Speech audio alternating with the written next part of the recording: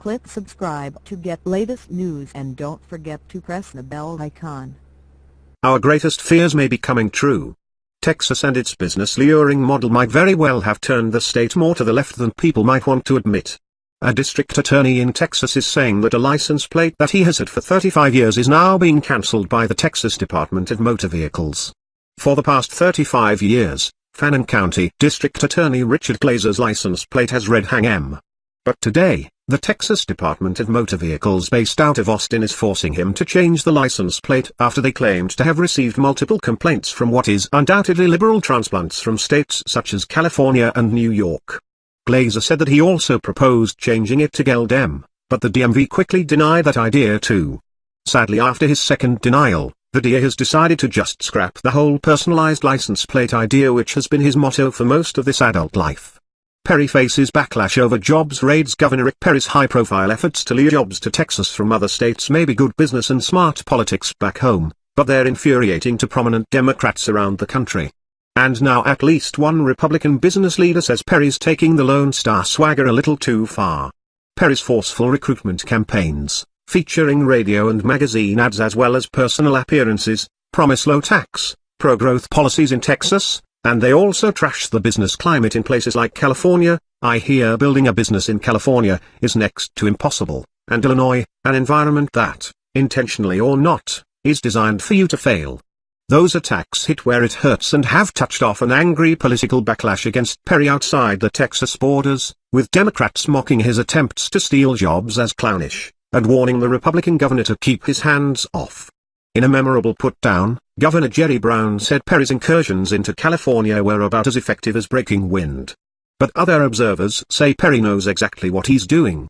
At the end of the day, no matter how any of the states respond, people are left with two distinct messages: that guy down in Texas has got big brass balls and he's creating a lot of jobs. Mark M.C. Kinnan, a political strategist with deep Texas ties, told Politico. It's brilliant marketing and very smart politics. McKinnon also noted, of course, it breaks all the rules of interstate diplomacy and protocol. Perry has stepped up jobs raids into the blue states of Illinois and California this year, efforts that come as he looks to announce his next political step after the Texas legislative session concludes.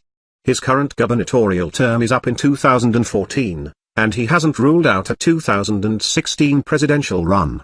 The governor's bids to encourage companies to relocate, critics call it poaching, are the most aggressive in the nation, according to experts. It's irresistible to a lot of governors, but Perry has been the leader, said Mark Muro, a senior fellow and director of policy for the Metropolitan Policy Program at the Brookings Institution. This is not necessarily the best way for state executives to spend time, but it's hard to resist. It's politically attractive.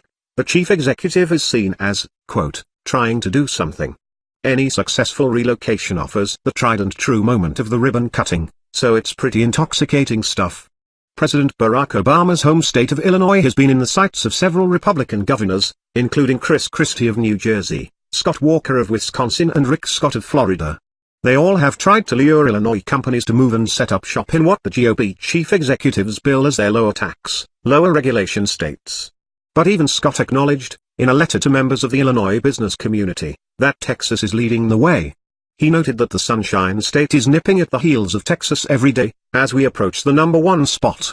Some of those who have been on the receiving end say that Perry raises eyebrows as much for his grating style as for the substance of his pitch.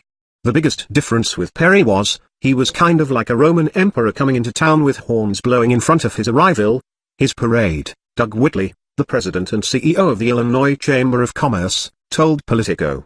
This is what I was fearing since former Texas Governor Rick Perry came to my home state of California in 2013 to try to entice California businesses to move their operations to low tax and low property cost Texas.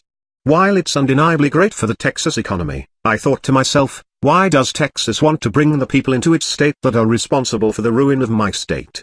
Don't get me wrong, if they want them they can have them. Don't get me wrong, if they want them they can have them. Fewer problems for us Californians who believe in conservatism, freedom, and the U.S. Constitution, but anyone could see the social repercussions were going to be dire for Texas, no matter how many times they recite the motto, don't mess with Texas. Sometimes you just have to be very careful of what you wish for because the outcome might not be what is in the best interest in the long run.